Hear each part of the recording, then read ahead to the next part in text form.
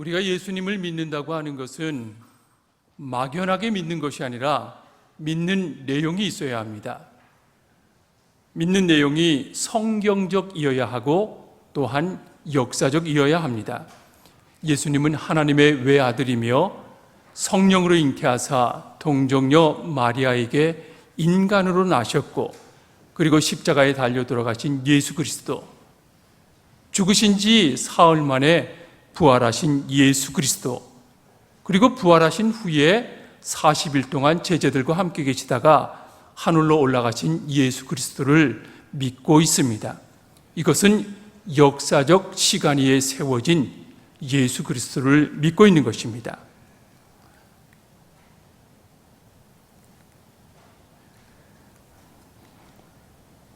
네, 오늘 사도행전 강해 속에서는 하늘에 오르사, 그리고 하나님 우편에 앉아 계시고, 그리고 다시 오시리라는 그러한 모습으로 과거, 현재, 미래에 대한 그러한 모습으로 우리가 조금 생각해 보려고 합니다.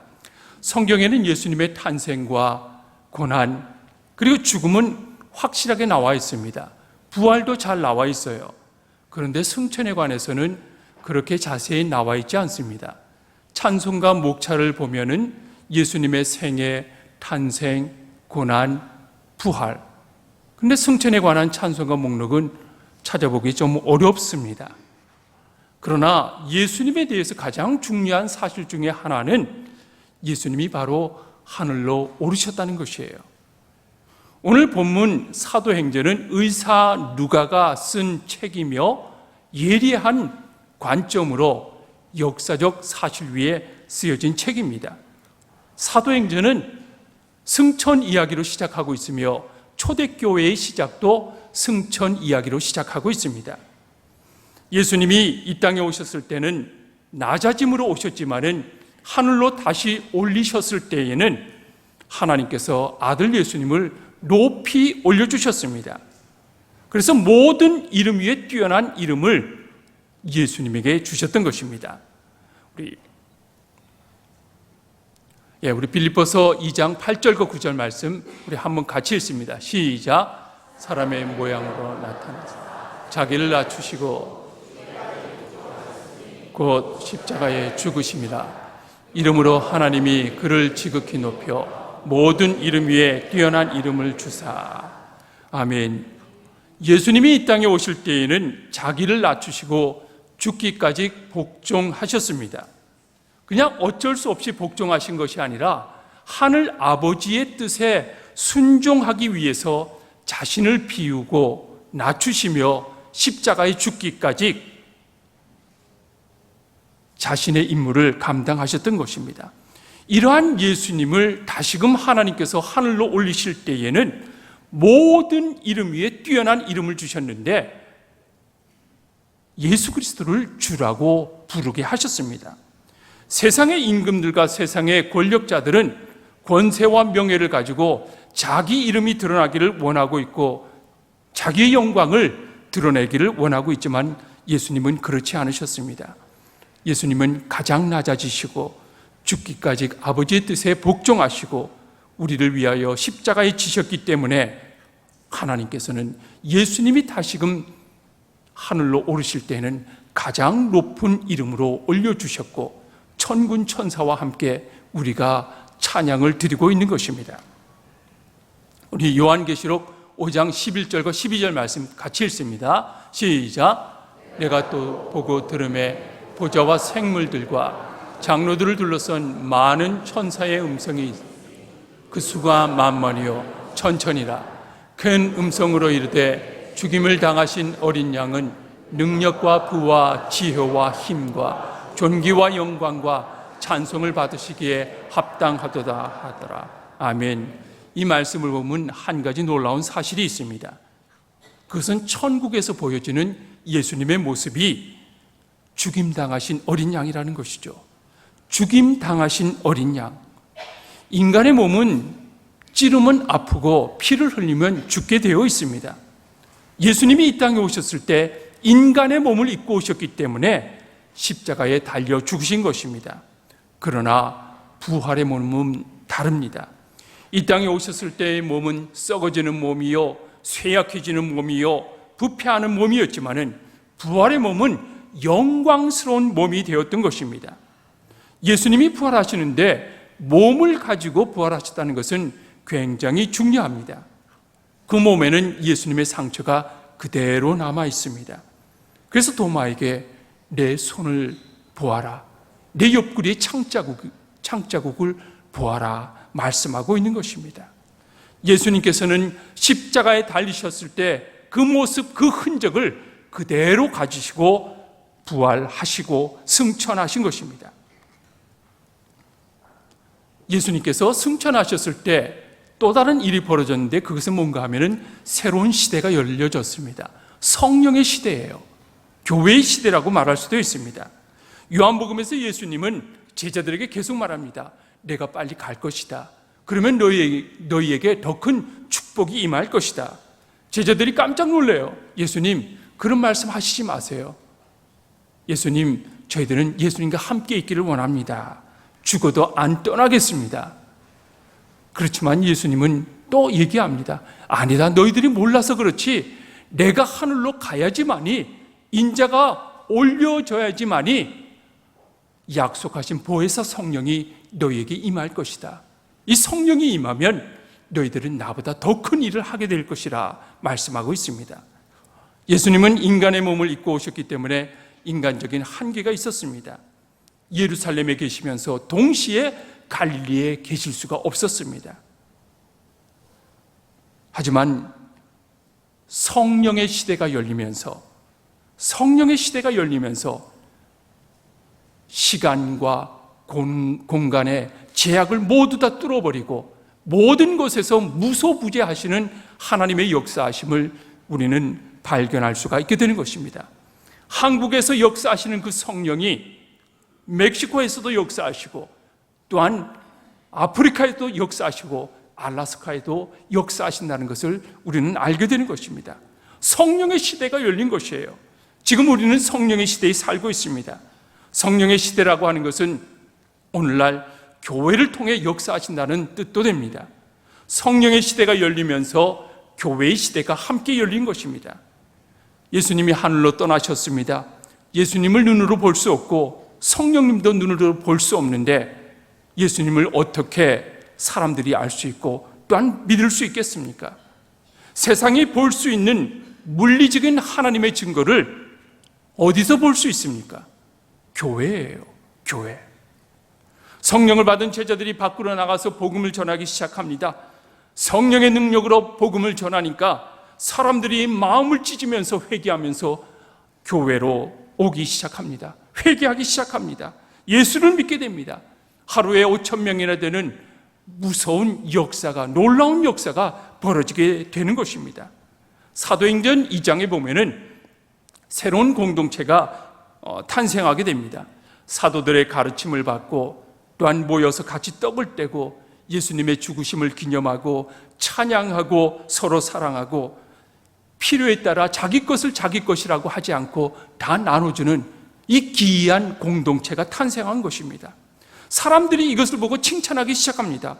저 사람들은 도대체 누구기에, 저 사람들 마음속에는 무엇이 있기에, 저 사람들이 믿는 것은 무엇이기에 이런 일을 할 수가 있는가. 그리고 그들을 칭찬합니다. 이것이 바로 초대교회 공동체의 모습이었고 주님의 교회였던 것입니다.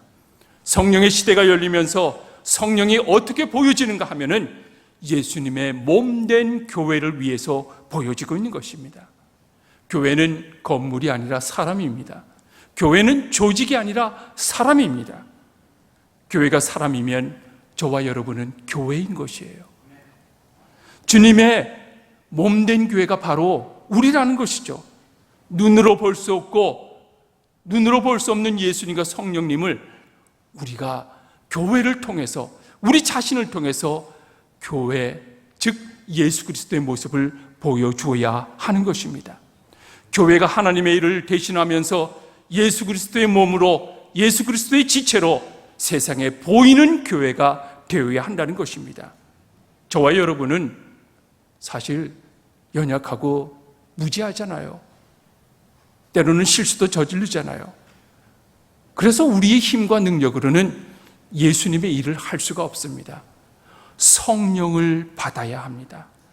성령을 받아야지만이 주님의 일을 할 수가 있고 교회로서의 일들을 감당할 수 있게 되는 것입니다. 예수님이 하시던 일을 이제 교회가 하게 되는 것입니다. 성령의 능력을 받아서 예수님이 하시던 일을 이제 교회가 하게 됩니다. 한국에 있든지 미국에 있든지 아프리카에 있든지 장소를 불문하고 지역을 불문하고 성령의 역사가 일어나게 되는 것입니다. 이제 예수님께서 말씀을 전하니까 사람이 변화되고 그 지역이 변화되고 나라가 변화되게 되는 것입니다.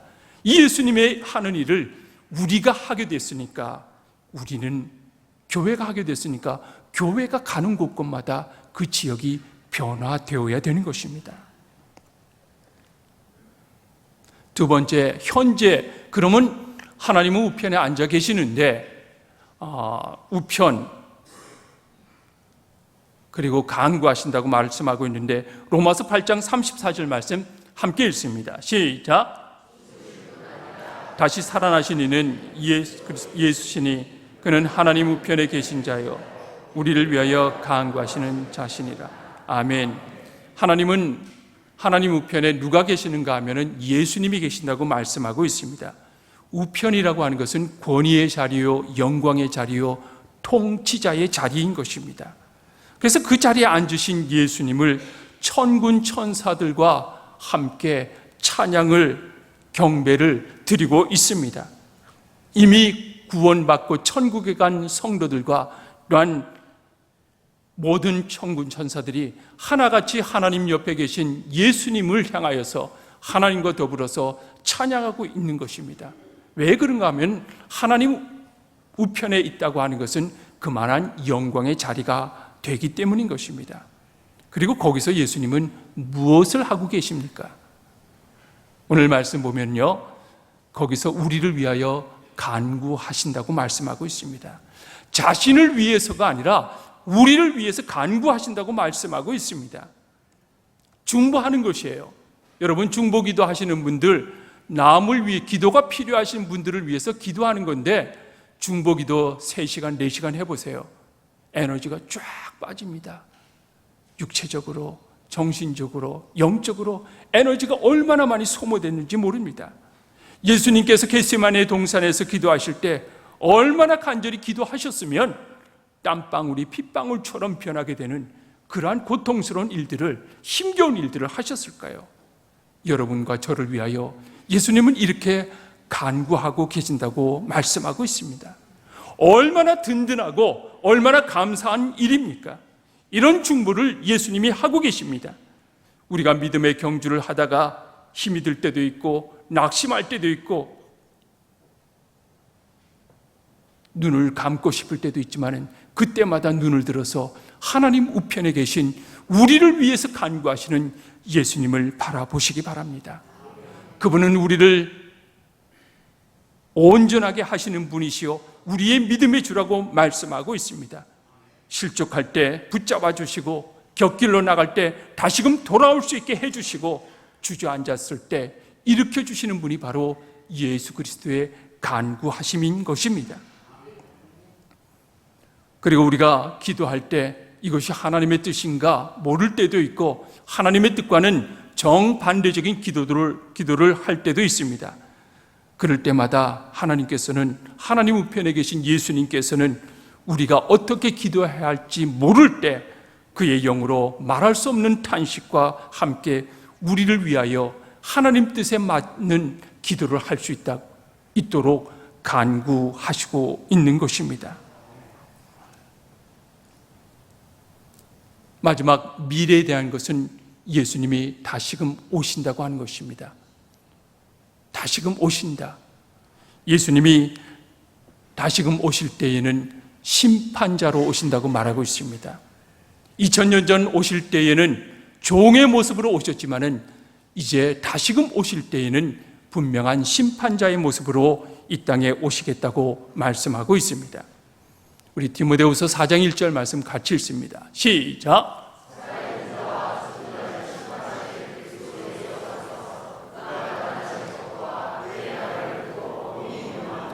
아멘. 예수님을 통하여서 하나님께서는 구원받을 수 있는 길을 열어주셨는데 예수를 믿지 않으면 분명히 심판에 이르게 됩니다.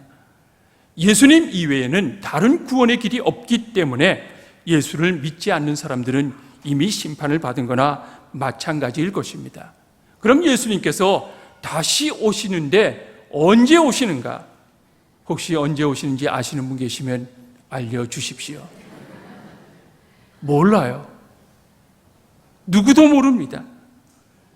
그렇지만은 예수님이 오실 때의 징조를 말씀해 주고 있는데 마태복음 24장, 마가복음 13장, 누가복음 21장에 예수님이 오실 때에는 이러이러한 징조가 있다고 말씀해 주고 있는데 전쟁, 기근, 지진, 죄가 왕성하게 일어나고 마지막 때의 징조가 바로 이렇게 보여질 것이라고 말하고 있습니다. 이때는 깨어서 다시 오실 주님 맞을 준비를 하라고 말씀하고 있습니다. 무엇으로 준비하는가 하면은 깨어서 기도하여야 합니다. 깨어서 기도하여야 돼요. 기도는 하나님의 뜻을 알 수 있는 그러한 방법이기 때문에 기도하지 않고는 우리가 하나님의 뜻을 알 수가 없습니다. 예수님은 예상치 못한 시간에 도적같이 우리에게 임할 것인데 우리는 깨어서 기도해야 됩니다. 두 번째는 자기의 소명에 대해서 충성하며 살아야 됩니다. 증인의 삶을 살아야 된다는 것이죠. 한 주인이 먼 길을 떠나면서 자기 하인들에게 능력에 맞게 5달란트, 2달란트, 1달란트를 맡겨줍니다. 5달란트와 2달란트 받은 종은 열심히 일하여서 배의 수익을 남기니까 주인이 돌아와서 착하고 충성된 종이라고 말하고 있습니다. 그렇지만 1달란트를 땅에 묻어두고 주인께 나온 그 하인에 대해서는 주님이 책망합니다. 악하고 게으른 종이라고 말하고 있습니다. 하나님께서 우리를 왜 이 땅에 남겨두셨는가 하면은 우리에게 주신 소명에 충실하라고 남겨주신 것입니다. 이 땅에 남겨주신 이유, 그냥 멋대로 살고 재미만 붙이고 쾌락을 위해서 살아가는 것이 아니라 하나님께서 우리를 이 땅에 남겨주신 이유는 내가 너에게 주신 달란트, 내가 너에게 준 달란트, 은사와 능력과 그 사명을 가지고 하나님의 선한 사역에 충실하라고 남겨두신 것입니다. 달란트를 땅에 묻어주지 마십시오. 환경을 탓하지 마십시오. 살기 너무 바빴습니다. 핑계댈 수가 없을 것입니다. 주님이 다시 오실 때 우리가 내어놓을 것이 있어야 됩니다. 마지막으로는 관용의 삶을 살아야 됩니다. 마태복음 25장 31절에서 32절 말씀을 보면은 예수님께서 이 땅의 영광으로 다시 오실 때에는 모든 민족을 그 앞에 모이고 각각 구분하기를 양과 염소로 구분하는 것 같이 할 것이라고 말씀하고 있습니다. 예수님은 양과 염소를 구분하고 오른쪽에 있는 의인들에 향해서 묻습니다. 내가 줄일 때 너희가 먹을 것을 주었고 내가 목마를 때 먹을 것을 마시게 하였고 내가 나그네 되었을 때 영접하였고 내가 헐벗었을 때 옷을 입혔고 병들었을 때 돌보아 주었고 옥에 갇혔을 때 와서 보았느니라. 오른쪽에 있는 의인들이 묻습니다. 우리가 언제 그랬습니까? 우리가 언제 그랬습니까? 여기 내 형제 중에 지극히 작은 자 하나에게 한 것이 곧 나에게 한 것이라고 말씀하고 있는 것입니다. 예수님께서 우리에게 주신 사랑의 은혜, 하나님께서 우리에게 주신 그 은혜의 모습을 생각하면 우리가 은혜 안 받은 사람 없고 사랑을 안 가진 사람이 한 분도 없는 것입니다. 그래서 우리는 주님이 다시 오실 때까지 하나님의 마음을 가지고 어렵고 가난한 사람들을 위해서 베풀고 나눠주는 삶을 살아야 될 것입니다. 예수님은 분명히 다시 오십니다. 천지가 진동할 때에 구름 타고 오시는 주님을 맞기 위하여 우리는 깨어서 기도하고 또한 소명에 충성하면서 그리고 이웃을 사랑하는 그러한 삶을 살아가기를 주님의 이름으로 간절히 축복합니다. 기도하겠습니다.